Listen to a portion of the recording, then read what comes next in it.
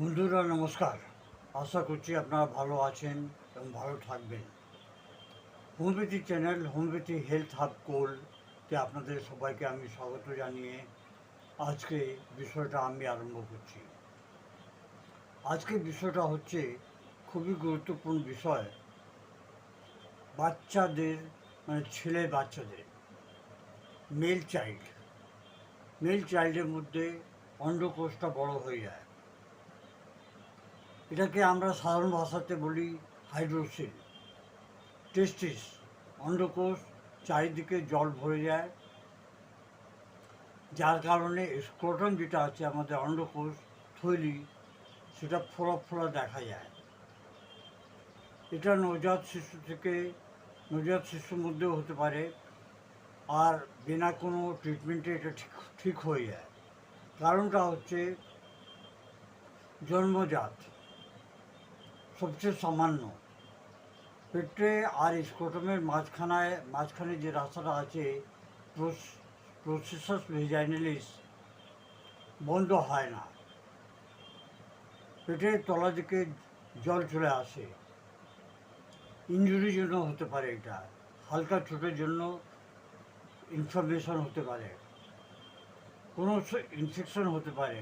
বাচ্চার মধ্যে কম লেকিন সম্ভাবনা আছে। অপারেশনের পর এটা হতে পারে। লক্ষণ কী হচ্ছে? লক্ষণ হচ্ছে স্ক্রোটামের মধ্যে পানি ভরে যাওয়া, তার মধ্যে সুজন চলে আসা, ইনফ্লামেশন চলে আসা, মানে ফুলে যাওয়া। বেশিরভাগ এটা ব্যথা হয় না। ফুলে যাওয়াটা ধীরে ধীরে কিন্তু বাড়তে থাকে। ছুলে কিন্তু নরম লাগে। টর্চের আলো দিলে কিন্তু চমকে লাইটিং দেয়। ট্রান্স ইলুমিনেশন পদ্ধতি বলা হয়। বাচ্চা বাচ্চা কিন্তু সামান্য থাকে, তার কোনো অসুবিধা হয় না। রেড লাইন সিমটমস কী কী হতে পারে? বাচ্চা যদি খুব বেশি হঠাৎ তেজ ব্যথা হয়, তাহলে আপনি ইমিডিয়েট ডাক্তারের কাছে নিয়ে যান। স্ক্রোটাম অন্ডকোষটা লাল হয়ে যায় এবং গরম হয়ে যায়, ছুলেই আপনি বুঝতে পারবেন। এবং জ্বর থাকতে পারে। মাঝে সাঝে এটা কিন্তু কঠোর হয়ে যায়, টাইট হয়ে যায়, ছুলেই লাগবে, মানে কিছু ঠোস কিছু জিনিস আছে। ব্যথাও হয়, ছুলে ব্যথা হয়। বমি হওয়ার সঙ্গে সঙ্গে ব্যথাটা হয়, কিন্তু বমি হওয়ার সঙ্গেই ব্যথা হয়। এটাকে বলা হয় টেস্টিকুলার টর্শন। টেস্টিকুলার টর্শনে এটা সংকেত হতে পারে। ইনফ্লামেশনটা খুব তাড়াতাড়ি কিন্তু বাড়ে। আপনারা সবসময় এটাকে মনে রাখবেন, কখনো এড়িয়ে যাবেন না। আচ্ছা, আসুন আমরা দেখি যে হোমিওপ্যাথিতে কী কী ওষুধ আছে। 1 নম্বর যে ওষুধ হচ্ছে ওটা হচ্ছে এপিস মেলফিকা। এপিস মেলফিকা আসল লক্ষণটা হচ্ছে, ভালো করে শুনবেন আপনারা এবং বারে বারে শুনবেন, কেন এটা বাচ্চাদের একটা বিষয়। মনে হবে যে জল ভরে গেছে, ঠান্ডা থেকে আরাম পাওয়া যায়, শুলেই সংবেদনশীলতা। এইরকম যদি থাকে তাহলে এপিস মেলফিকা ওষুধই খুব ভালো কাজ করে। সব সময় একটা ভিডিওকে আপনারা বারে বারে শুনবেন, ভালোভাবে শুনবেন, তারপর ডিসিশন নেবেন, মাথার মধ্যে এটা রাখবেন। কেন এই ভিডিওটার মুখ্য লক্ষণ হচ্ছে জাগ্রত নিয়ে আসা, জাগৃতি নিয়ে আসা, লোকের মধ্যে জাগরণ নিয়ে আসা হোমিওপ্যাথির প্রতি। 2 নম্বর ওষুধ হচ্ছে পালসিটিরা। পালসিটা ওষুধেতে কোনো ব্যথা হয় না, কিন্তু ফুলে যায়। ব্যথা হয় না কিন্তু ফুলে যায়। ঠান্ডা হাওয়া লাগলেই, বাতাস লাগলেই আরাম পাওয়া যায়। বাচ্চা কিন্তু খুব ভাবুক হয়, অল্পতেই কাঁদতে আরম্ভ করে দেয়, সব সময় মাকে ধরে থাকে। রোডেনড্রন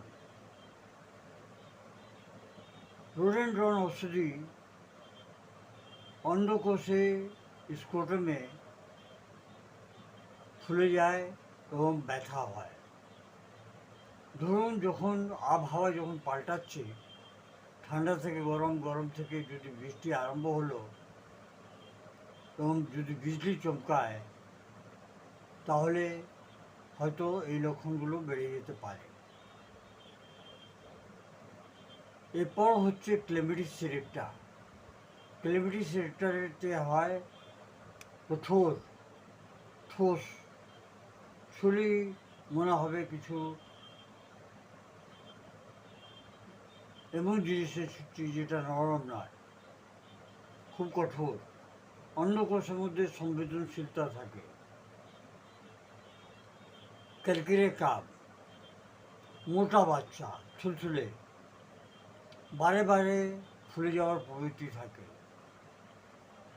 সবচেয়ে আগে আপনারা কিন্তু একটা ওষুধ আপনারা দিতে পারেন, ওটা হচ্ছে বেসিলিনিয়াম 200 পরিচিতে হাফ কাপে জলের মধ্যে ফেলে দিয়ে বাচ্চাকে চামচ দিয়ে 2 চামচ করে খাওয়াবেন সকাল থেকে বিকাল অবধি। ওই হাফ কাপ জলই খাওয়াবেন, এর সঙ্গে কিন্তু অন্য ওষুধ দেবেন না। 2 ফোঁটা ওষুধ হাফ কাপ জলের মধ্যে রাত দিন, আর ওটা 2 চামচ 2 চামচ 2 চামচ 2 চামচ বাচ্চাকে সারাদিন 2 ঘন্টা 3 ঘন্টা অন্তর অন্তর দিতে থাকবেন। ইম্পর্টেন্ট ইনফরমেশন কিছু বলে দিই আপনাদেরকে। ছোট বাচ্চাদের মধ্যে হাইড্রোসিল 1 থেকে 2 বছরের মধ্যে নিজে থেকেই ঠিক হয়ে যায়। যদি খুব বেশি বড় হয়ে গিয়ে থাকে তো ইমিডিয়েটলি আপনি ডাক্তারকে দেখাবেন। কোনো সময় আপনি এটাকে এড়িয়ে যাবেন না, নেগলেক্ট করবেন না যে ঠিক আছে, ঠিক হয়ে যাবে, বাচ্চা আছে, ঠিক হয়ে যাবে, এটা কখনো বলতে যাবেন না। আপনি ইমিডিয়েট মেডিকেল ট্রিটমেন্ট নিন, মেডিকেল অ্যাডভাইস নিন। কেন অ্যাডভাইস নিতে আপনার কিছু যাচ্ছে আসছে না, অল্প হয়তো কিছু পয়সা যাচ্ছে। বন্ধুরা, আজকের জন্য এতই। আশা করছি আপনারা এই ভিডিওটাকে লাইক, শেয়ার আর সাবস্ক্রাইব অবশ্যই করবেন। নমস্কার। Long live homeopathy, long live Hahnemann.